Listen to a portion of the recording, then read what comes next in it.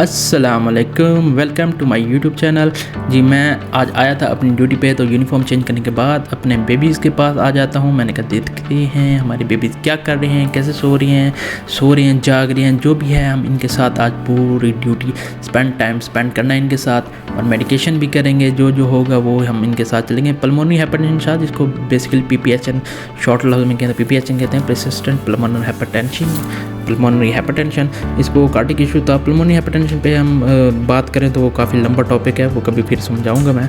Pulmonary hypertension थी, feeding वगैरह start थी बेबी की, सुकून से सोया हुआ था, डिस्ट्रेस अभी था, सांस थोड़ी तेज़ थी, लेकिन आंखें खोल के देख भी रहा था कि मेरी वीडियो बन रही है।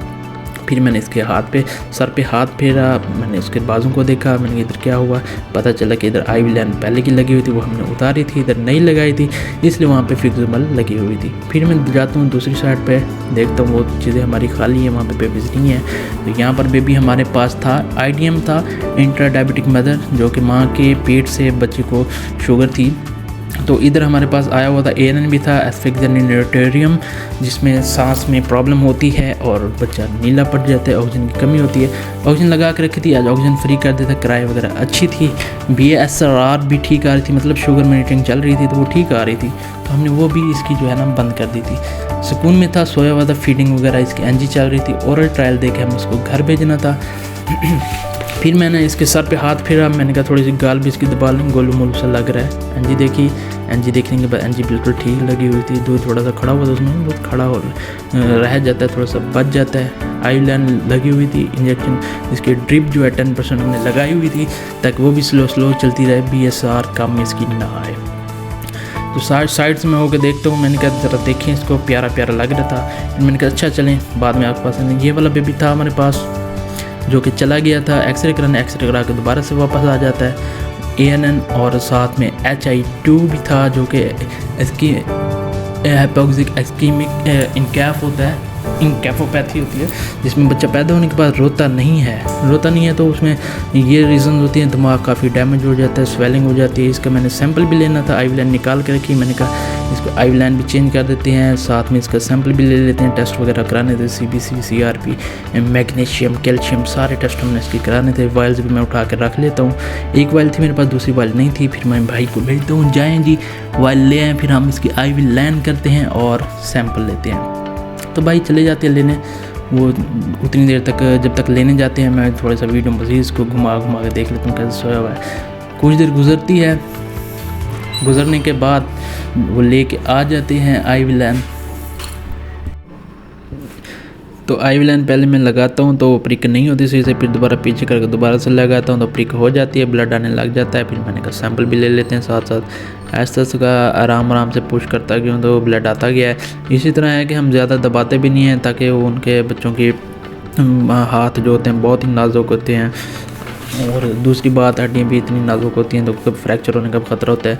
एक रिदम और एक तरीके से बिल्कुल इसके लिए प्रैक्टिस की ज़रूरत होती है। मैंने काफ़ी प्रैक्टिस की हुई है, तो उसी हिसाब से फिर मैंने आराम से इसका कलेक्ट किया सैंपल सारा, फिर इसका भेजना था सैंपल, फिर बाद में मैं इसका सैंपल भी भेज देता हूँ। रिपोर्टें आएंगी वो हम आपके साथ शेयर करेंगे।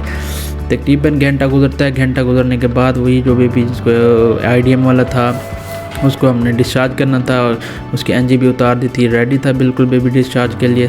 सामान वगैरह जो उसका था वो मैंने पैक करके रख दिया था, उसका फीडर, दूध का डब्बा, पैम्पर्स, कपड़े वगैरह सारे पैक कर दिए थे, बेबी को भी पैक कर दिया था। मैंने कहा जैसे उसकी फैमिली आती है उनके हैंड ओवर कर देते हैं। फाइल क्लियरेंस कराने गए हुए थे, जैसे मैंने क्लियरेंस करा के आते हैं तो अपना बेबी उठा के ले जाएंगे। बिल्कुल बच्चा एक्टिव था, तो फिर मैंने उसको लपेट के कपड़े में अच्छे से पैक करके रख दिया, बाय करके। तो फिर आती है मेडिसिन की बारी। मेडिसिन मैं ले आता हूँ, फ्रीज़र में हमारी पड़ी होती है मेडिसिन, मैं फ्रीज़र से मेडिसिन उठा कर ले आता हूँ। एक बेबी को मेरोनम चल रहा होता है, नेस्कल चल रही होती है, उसी बेबी को पल्मोनरी हाइपरटेंशन को एकेसेल, ये भी मैंने इसको लगाई। इंजेक्शन लगाने के बाद दोनों इंजेक्शन लगाए डेक्सा, उसके बाद कार्डियक मेडिसिन भी दी, सिरप थी सेल्डिनाफिल वो वाली सिरप दी बच्चे को। फिर फीडिंग में भी कराई है, साथ में इसको भी नेबुलाइज भी कराया है। फीडिंग करा रहा था, थोड़ा सा फीड मुझे इधर से गिर गया है, तो ये भी शीट में चेंज कर दूँगा अभी इसकी। फीडिंग देने के बाद इसको ड्रिप भी लगा दी है, ड्रिप लगा दी है। सुकून में, अब सुकून से बिल्कुल सोया हुआ है, क्योंकि फीडिंग भी होगी, मेडिसिन भी होगी। अब इसलिए बच्चा बिल्कुल अपने पुरसुकून होकर सोया हुआ है। ये देखें एक्टिव है। ये उड़ने की ट्राई कर रहा था कि मैं उड़ के जाऊँ घर, लेकिन अभी उड़ना नहीं है, अभी इधर ही रहना है। जब तक ऑक्सीजन लगी हुई है इधर ही रहना है, उड़ने की कोई ज़रूरत नहीं है। जब आपकी ऑक्सीजन उतर जाएगी तो ही हम आपको जो है खुद ही उड़ा देंगे घर की तरफ, ठीक है। चलें इसको छोड़ते हैं, हम अगले बेबी के पास जाते हैं। इसकी कंडीशन थोड़ी क्रिटिकल है, क्योंकि इसके फिट्स कंट्रोल में नहीं आ रहे थे। हमने लैरेस स्टार्ट कराया, लैरेस देने के बाद इसको मैग्नीशियम भी दिया कि मैग्नीशियम की कमी की वजह से भी इस तरह से फेसेस करना पड़ सकता है। तो इसके असल में ना पीछे सारी ब्लीडिंग है, दिमाग के अंदर ब्लड जम गया है, उस वजह से इसको फिट्स हो रहे हैं। इसको इस कंडीशन को कहते हैं हैपोक्सिक इस्कीमिक इनकैफ, स्टेज 2 है इसकी, उसी वजह से। और डॉक्टर साहब आए थे अभी हमारे पास, तो उन्होंने टेंजो भी ऐड कराया, फोर्टमग्रासिल चल रहा था, उसके साथ टेंजो भी ऐड कराया है, ताकि जो इसके अंदर इन्फेक्शन वगैरह भी हो, चांसेस होते हैं इन्फेक्शन हो, तो वो भी फौरी कंट्रोल में हो जाए।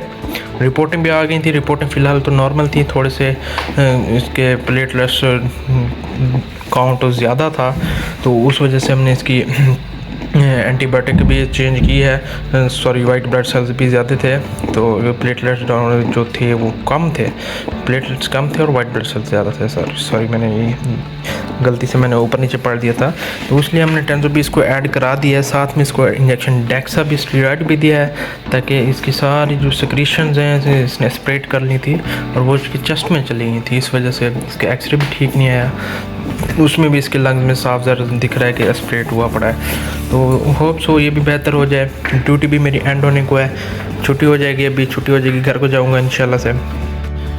फिर होता है यूँ कि मेरा हो जाता है छुट्टी का टाइम, छुट्टी होने में बस आधा घंटा रहता ही था कि एक न्यू बॉर्न बेबी आ जाता है हमारे पास एडमिट होने के लिए। फिर मैंने कहा लेने के देने पड़ जाते हैं, मतलब कि छुट्टी का टाइम तो जब हो जाए आधा घंटा पड़ो, फिर सांसें थोड़ी सी तेज़, दिल की धड़कन तेज़ हो जाती है, बंदा कहता है अभी मैं घर जाऊंगा, फिर पेशेंट आ जाए, फिर काम करना पड़ जाए, थोड़ा सा बंदे का मूड ख़राब हो जाता है। खैर मूड मैंने ख़राब नहीं किया, अपना मूड को वैसे ही रखा जैसे बिल्कुल था कि मैं अभी बस आधे घंटे तक घर चला जाऊँगा। आधा घंटा खैर है, काम कर लेंगे, क्या हो जाएगा। आधे घंटे के अंदर अंदर बच्चे की फ़ाइल बनाई, मेडिसिन सारी मंगवाई, मेडिसिन मंगवाने के बाद आईवलैन की, आईवलैन करने के बाद इसके सैंपल भेजे, सैंपल भेजने के बाद मैंने इसकी मेडिकेशन की सारी की सारी, इसके एक्सरे भी सेंड किए डॉक्टर्स को, ताकि वो लोग देखें। आरडीएस था, उसमें क्या कहते हैं लंग्स में थोड़ी डेवलपमेंट थोड़ी ठीक नहीं थी, आरडीएस शो हो रहा था। होप्स हो कि हो जाए, 72 घंटे का ड्यूरेशन होता है आरडीएस का, लेकिन उम्मीद है कि 48 घंटे या 24 घंटे में बेहतर हो जाएगा, नहीं तो 72 घंटे तो लगेंगे ही। तो फिर सारी मेडिसिन की करने के बाद ड्रिप वगैरह चला दी। बाकी यहाँ पे थोड़ा सा रह गया नाम लिखना, ये मैं नाम अभी लिख दूंगा, फिर घर चला जाऊँगा। फिर इसी के साथ ही वीडियो को करते हैं एंड। आज की ड्यूटी मेरी होगी ख़त्म, कल नई ड्यूटी नए बच्चों के साथ मिलेंगे। अभी के लिए दें मुझे इजाज़त, अल्लाह हाफिज़।